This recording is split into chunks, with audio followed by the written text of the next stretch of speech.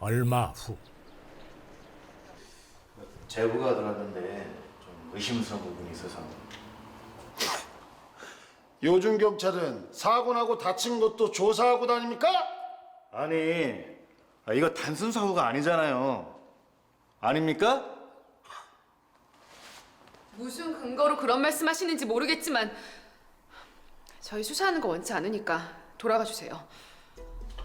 가. 정식으로 사건 수사에 착수하려 했지만 삼남매의 강한 거부로 시작도 전에 벽에 부딪히고 맙니다. 삼남매가 더 수상해지는데요. 한편 정의감에 불타 사건을 제보했던 수호 씨. 한결 기분이 좋아 보입니다. 그런데 누군가 수호 씨 뒤를 밟고 있는데요. 수호 씨 걱정입니다. 너지. 너가 몰려. 너 일로 와. 너야 네가 뭘 한다고 우리 집안일에 껴들어. 네가 뭘 알아? 이씨. 이거 좀 나요. 아 이거 몰라, 좀 이씨. 놔주세요 좀. 이 새끼 진짜 이씨. 뭐라 아니 가만 있어. 화가 난 삼남매가 찾아온 건데요. 이봐요. 당신이 뭔데 경찰에 신고를 하고 난리야. 당신 뭐야? 사이코야? 난 이상해서 이상하다고 말한 것뿐이에요. 어? 그렇게 떳떳하면 정식으로 신고를 하고 수사를 받으면 될 거 아니에요. 이 사람 좀 봐. 우리가 지금 떳떳하지 못하다는 거야? 너 긴 말 필요 없고 너 한 번 더 우리 일에 참견하면 그때 가만 안 둔다 알았어? 진짜 별 이상한 사람이다만. 가자. 사건을 덮는데 급급해 보이는 삼남매. 정말 사건은 이렇게 끝나고 마는 걸까요? 얼마 후. 이대로 사건을 포기해야 하나 고민하던 경찰에게 한 통의 전화가 걸려왔습니다. 예, 여보세요? 뭐라고요? 누가요? 예, 알겠습니다, 예. 무슨 일일까요? 경찰에 전해진 소식은 혼수 상태였던 진숙 씨가 결국 사망하고 말았다는 것이었습니다. 이제 와서 눈물을 흘리는 삼남매. 경찰은 서둘러 장례식장을 찾아왔습니다. 대체 뭐 때문에 이렇게 급한 걸까요? 잠시 이야기 좀.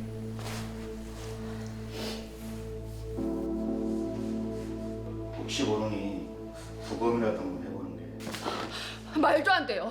부검이라뇨. 화장하신다는 이야기 들었습니다. 이게 마지막 기회입니다. 잘 생각해 보세요.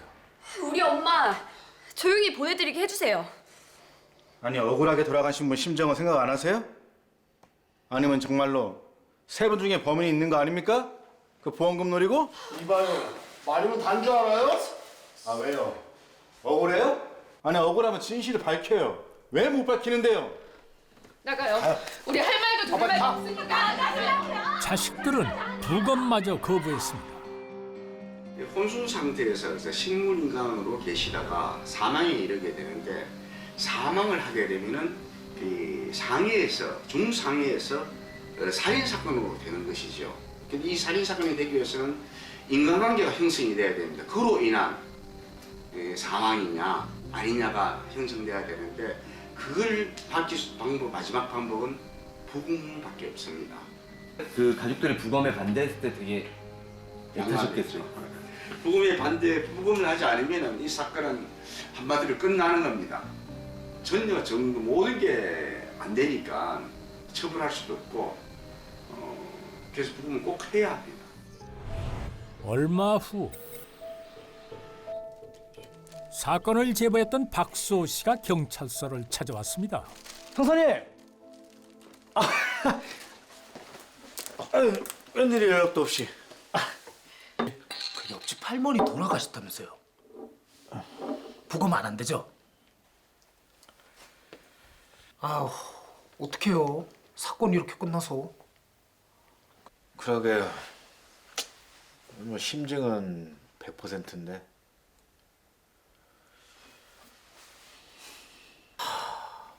지네 엄마가 야구 방망이 맞아서 저렇게 끔찍하게 돌아가셨는데 진짜 지독한 자식들이네요. 선배님. 그래. 잠깐만. 수호 씨, 자리 좀 잡으시면. 아, 예. 그러면 다음에 또 인사드리겠습니다. 네, 연락할게요, 내가. 예. 나왔어?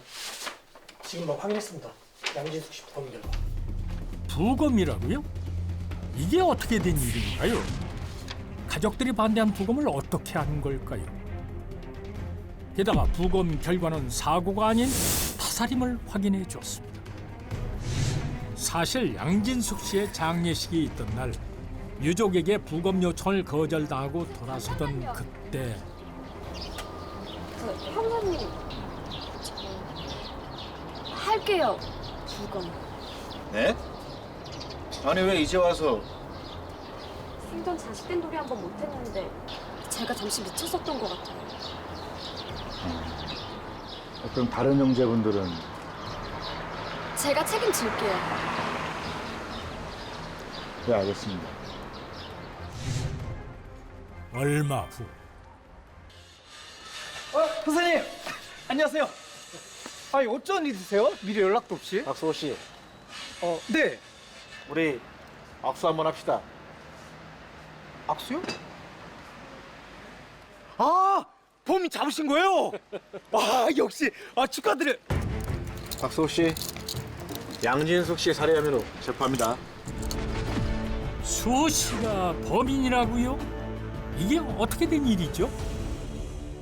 가족은 그 당시 자기 어머니를 치료를 위해서 상해죄가 되면은 보험이 적용이 안 됩니다. 그 당시에는. 그래 되면 병원비가 무지하게 많이 나가니까 그 치료를 수월하게 하기 위해서 아마 신고를 하지 않았는가 그렇게 생각하고 있습니다.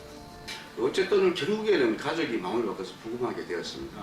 부검 결과가 나오면서 이 쪽으로 범인이라는 게 압축되어 가죠.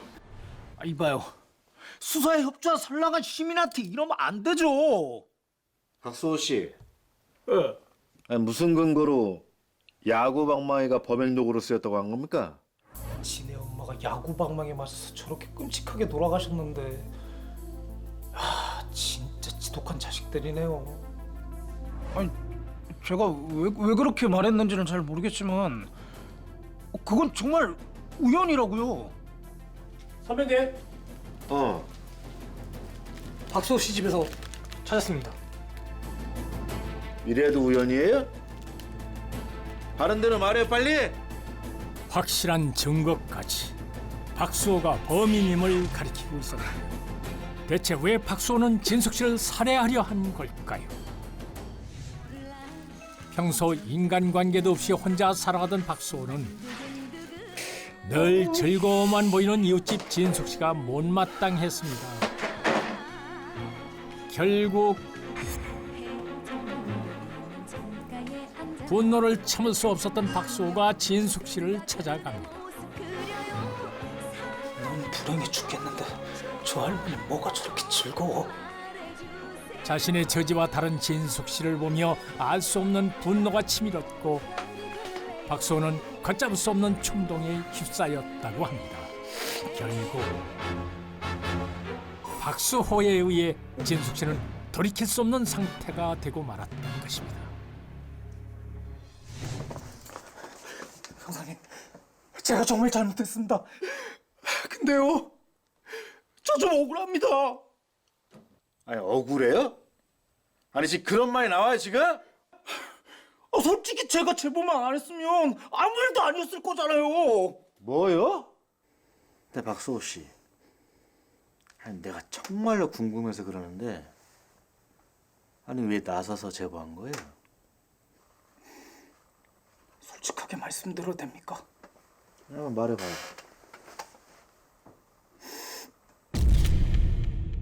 형사님, 제가 정말 잘못했습니다. 근데요, 저 좀 억울합니다.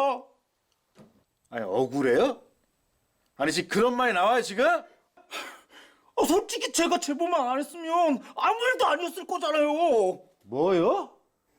근데 박수호 씨, 아니 내가 정말로 궁금해서 그러는데 아니 왜 나서서 제보한 거예요? 솔직하게 말씀드려도 됩니까? 한번 말해봐요. 있잖아요. 사건이 터졌는데 신고하는 사람도 없고 그거 이야기가 너무 심심하지 않아요? 자기가 직접 경험한 사건이 아니면은 뭐 거짓말 한다든가 이러면 우리는 그건 판단할 수 있습니다. 오랜 수사 생활로 판단이 되는 이 사건은 자기가 분명히 경험한 이야기를 지금 하고 있다는 것을 느끼게 되는 거죠. 그래서 이 친구의 이야기를 남기기 위해서 전부 동영상을 촬영했습니다. 증거를 또 못 찾았지 않습니까? 누가 증거를 숨기기 때문에 못 찾지. 증거를 숨기는 게 경찰이 증거를 찾지 못할 거라 자신했던 박수호는 마치 두뇌 싸움을 즐기듯 뻔뻔한 태도로 경찰에게 사건을 흘렸던 건데요. 결국 자신이 쳐놓은 덫에 스스로 걸려들고 말았습니다. 친구가 저를 찾아오지 아니하였고 또 이 일을 발설하지 않았다면은 이 사건은 영구미제입니다. 미제라고 할 수도 없죠. 아예 밝혀지지가 않았으니까. 너 일로 와. 너 일로 와, 이 자식아. 너 내가 가만 안 둔다 했지? 일로 와. 네가 사람이야? 네가 사람이야? 너들 내 손에 죽어라! 조용해. 그깟 돈 때문에 지네 엄마 죽인 범인을 찾을 생각 떴던 것들이 이제 와서 누굴 욕해? 모든 게 드러났지만 오히려 삼남매를 욕하는 박수호. 야, 어디가? 너 일로 와. 일로 안 와? 우리 엄마 살려줘! 와. 일로 안 와? 일로 오라고! 그 애매 그 자식이라고. 시끄럽다고! 뭐 그렇게 좋은 일이 많다고 밤낮 없이 노래나 틀어대고 니들도 좀 당해봐야 돼, 알아? 박수호의 태도는 뻔뻔하다 못해 당당하기까지 했는데요. 혼자만의 세계에 갇혀 죄 없는 옆집 할머니를 죽음으로 몰아넣은 박수호. 자신의 범죄를 스스로 제보까지 한 인면수심의 범죄자는 결국 징역 20년형을 선고받았습니다.